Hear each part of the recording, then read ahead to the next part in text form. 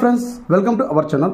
ఈరోజు వీడియో వచ్చేసి ration card eKYC ప్రాసెస్లో భాగంగా కేంద్ర రాష్ట్ర ప్రభుత్వాలు మనకి రేషన్ కార్డు కలిగిన ప్రతి ఒక్కరు ఈకేవైసీ పూర్తి చేసుకోవాలని చెప్పేసి క్లియర్గా మనకి గైడ్లైన్స్ అయితే ఇవ్వడం. అందులో మనకి డీలర్ షాప్ దగ్గర కానీ గ్రామ సచివాలయం కానీ మనం ఈకేవైసీ చేసుకోవచ్చండి. అలాగే ఎవరైతే డీలర్ షాప్ ఉన్నారో మీ సరౌండింగ్లో ఉండే డీలర్ షాపు అక్కడ మీకు రైస్ కార్డ్ ఈకేవైసీ సంబంధించి రైస్ కార్డ్ హోల్డర్స్ ఎవరైతే ఉన్నారో వారి యొక్క పెండింగ్ లిస్ట్ అయితే ఇవ్వడం ఉంది.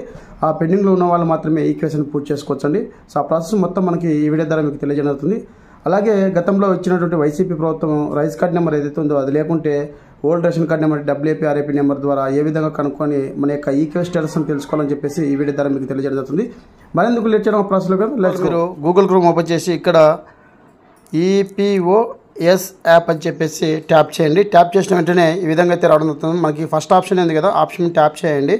సో ట్యాప్ చేసిన వెంటనే ఈ విధంగా అయితే మనకి రావడం జరుగుతుందండి. సో ఇక్కడ మన దగ్గర రైస్ కార్డ్ నెంబర్ అంటే గతంలో వైసీపీ ఇచ్చినటువంటి రైస్ కార్డ్ నెంబర్ లేకుంటే old ration card number WAP RAP number ఉంటే ఆ నెంబర్ ద్వారా మన యొక్క ఈకేవైసీ స్టేటస్ అని తెలుసుకోవచ్చండి. సో ఇప్పుడు మీకు చూపిస్తాను. సో ఇక్కడ మనకి హోమ్ అని చెప్పేసి దీని కింద రిపోర్ట్ అని చెప్పేసి కింద రిపోర్ట్ మీద క్లిక్ చేస్తే MIS అని చెప్పేసి ఆప్షన్ ఉంటుంది. ఆప్షన్ మీద క్లిక్ చేసిన వెంటనే ఇక్కడ చూడండి మనకి ration card to rice card search అని చెప్పేసి ఆప్షన్. ఈ ఆప్షన్ మీద ట్యాప్ చేయండి.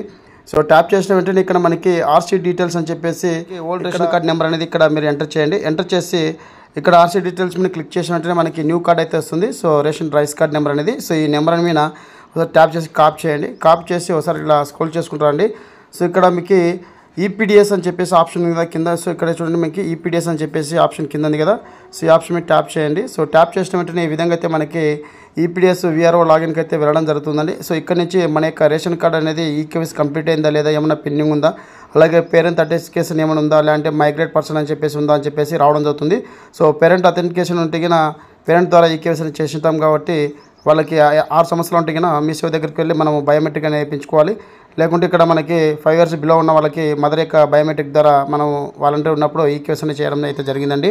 సో ఇప్పుడు ఆ ప్రాసెస్ మీకు చూపిస్తాను. ఎక్కడికి వెళ్ళకుండా మీ యొక్క మొబైల్లోనే మీ యొక్క ఈకేవైసీ స్టేటస్ అయిందా లేదా అని చెక్ చేసుకోవచ్చు. అయితే రావడం జరుగుతుంది. ఇక్కడ మనకి డాష్ బోర్డ్ అని చెప్పేసి కదా ఆప్షన్ మీద ట్యాప్ చేయండి.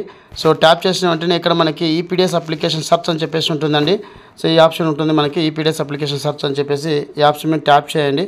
సో ట్యాప్ చేసిన వెంటనే ఇక్కడ మనకి అప్లికేషన్ ID అలాగే మనం ఇప్పుడు కాపీ చేసిన రైస్ కార్డ్ నెంబర్ అని ఎంటర్ చేసి ఇక్కడ మనకి క్యాప్సా కోడ్ ఉంది కదా. సో ఈ క్యాప్సా కోడ్ అనేది ఎంటర్ చేయాల్సి ఉంటుంది. నేను క్యాప్సా కోడ్ అయితే ఎంటర్ చేస్తున్నాను అండి. సో ఎంటర్ చేసిన కదా సర్చ్ మీద క్లిక్ చేసిన వెంటనే ఈ ఫ్యామిలీ సంబంధించి ఏదైతే మనం రైస్ కార్డ్ నెంబర్ ఎంటర్ చేసామో ఆ ఫ్యామిలీ సంబంధించి మనకి టోటల్గా ఈకేవైసీ అనేది సక్సెస్ అయితే రావడం జరిగింది.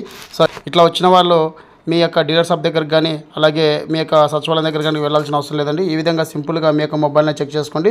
సో ఇదండి వీడియో అప్డేట్. వీడియో లైక్ చేయండి, షేర్ చేయండి, సబ్స్క్రైబ్ చేసుకోండి మర్చిపోకండి. Thank you for watching.